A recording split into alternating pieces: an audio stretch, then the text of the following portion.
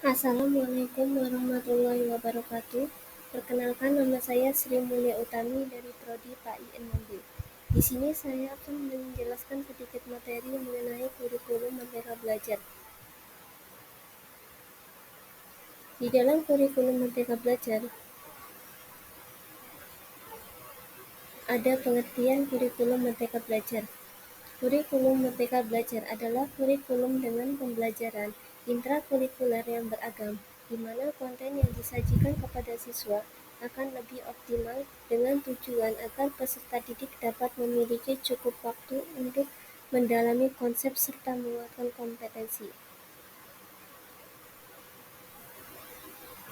Tujuan kurikulum Merdeka Belajar. Yang pertama, membuat sekolah dan pemerintah daerah memiliki otoritas untuk mengelola sendiri pendidikan yang sesuai dengan kondisi di daerahnya masing-masing. Membuka SDM yang berkualitas unggul dan berdaya saing tinggi. Yang ketiga, menyiapkan bangsa untuk menghadapi tantangan global era revolusi. Dan yang keempat, menguatkan pendidikan karakter melalui profil pelajar Pancasila.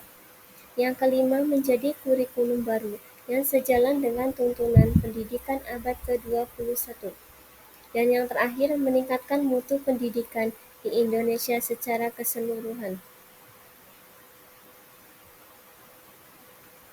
Selanjutnya ada latar belakang kurikulum Merdeka Belajar. Kurikulum Merdeka Belajar dilatar belakangi oleh hasil program First Student Assessment yang menunjukkan bahwa 70% siswa berusia 15 tahun berada di bawah kompetensi minimum dalam memahami bacaan sederhana ataupun menerapkan konsep matematika dasar. Selanjutnya ada implementasi kurikulum Merdeka Belajar. Yang pertama, asesmen diagnostik. Tahap pertama yaitu guru melakukan asesmen diagnostik yang merupakan asesmen awal untuk mengenali potensi, karakteristik, kebutuhan, perkembangan serta pencapaian dari pembelajaran. Yang kedua, perencanaan.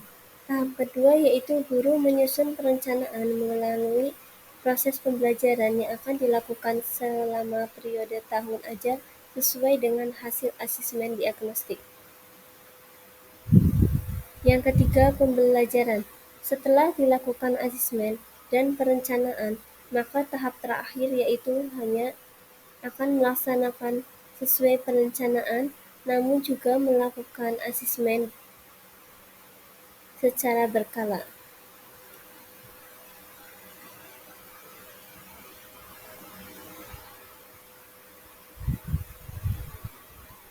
Prinsip kurikulum Merdeka Belajar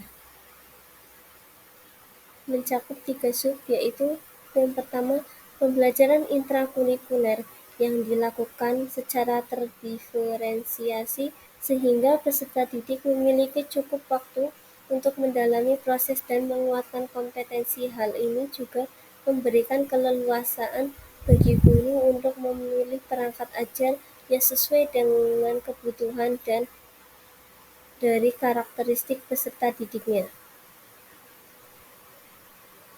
Yang kedua, pembelajaran kokurikuler berupa proyek penguatan profil pelajar Pancasila, prinsip pembelajaran interdisipliner yang berorientasi pada pengembangan karakter dan kompetensi umum. Dan yang ketiga, pembelajaran ekstrakurikuler yang dilaksanakan sesuai dengan minat murid dan sumber daya bantuan pendidik. Selanjutnya ada keunggulan kurikulum Merdeka Belajar, yaitu mencakup 3 sub. Yang pertama, lebih sederhana dan mendalam. Kurikulum Merdeka lebih berfokus pada materi yang esensial dan pengembangan kompetensi peserta didik pada fasenya. Proses pembelajaran diharapkan menjadi lebih mendalam, bermakna, tidak terburu-buru, dan menyenangkan.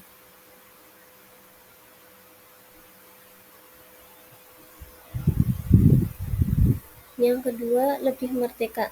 Bagi peserta didik, khususnya jenjang SMA, tidak ada program permintaan di SMA, sehingga peserta didik memilih mata pelajaran sesuai minat, bakat, dan aspirasinya. Dan yang ketiga, lebih relevan dan interaktif. Pembelajaran melalui kegiatan proyek memberikan kesempatan lebih luas kepada peserta didik untuk secara aktif mengeksplorasi isu-isu aktual, misalnya isu lingkungan, kesehatan, dan lainnya sehingga dapat mendukung perkembangan karakter dan kompetensi profil belajar Pancasila. Demikian presentasi yang dapat saya sampaikan, semoga bermanfaat. Wabillahi taufiq wal hidayah. Wassalamualaikum warahmatullahi wabarakatuh.